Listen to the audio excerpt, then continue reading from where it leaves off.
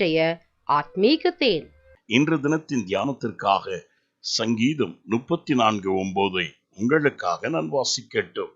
கர்த்தருடைய பரிசுத்தவான்களே, அவருக்கு பயந்திருங்கள், அவருக்கு பயந்திருக்கிறவர்களுக்கு குறைவில்லை.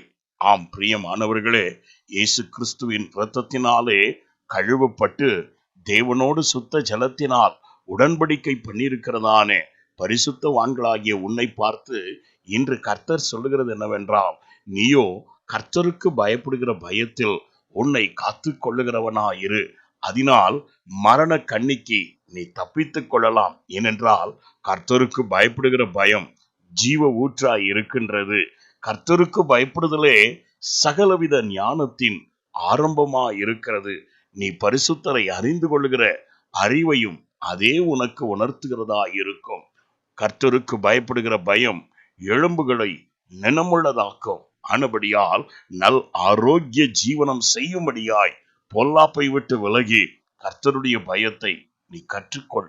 அதுவே உனக்கு ஐஸ்வர்யத்தையும் கனத்தையும் உண்டாக்கும். இப்படி நான் சொல்லிக்கொண்டே போகலாம். இன்று தினத்திலும் தேவனுக்கு பயப்படுகிறதுனால் உள்ள நன்மைகளை நீங்கள் சிந்தியுங்கள், செயல்படுங்கள். கர்த்தர் உங்களை மென்மேலும் கனம் பொருந்தியவராய் மாற்றுவார். இதோ கர்த்தருடைய பரிசுத்தவான்களே, அவருக்கு பயந்து இருக்கும் பொழுது உங்களுக்கு யாதொரு குறையில்லாதபடி தம்முடைய சம்பூர்ணத்தில் உங்களை திருப்தியாக்கி நடத்த என் தேவன் வல்லவராய் இருக்கிறார். நான் உங்களுக்காய் ஜெபிக்கட்டும். எங்களை அதிகமாய் நேசிக்கும் அன்புள்ள பிதாவே, உமக்கு பயப்படுகிற அந்த ஞானமுள்ள இருதயத்தை எங்களுக்கு தருவீராக. ஆம் தகப்பனே, மனிதனுக்கு பயப்படுகிற பயம் எங்களுடைய வாழ்க்கையிலே மரணத்தையும் கண்ணியையும் வரவழைக்கிறதா இருக்கும். ஆனால் உமக்கு பயந்து ஜீவிக்கிற ஒவ்வொரு பிள்ளைகளுடைய வாழ்க்கையிலும் நன்மைகளை நீர் கட்டளிட வல்லவராய் இருக்கிறபடியால் நன்றி.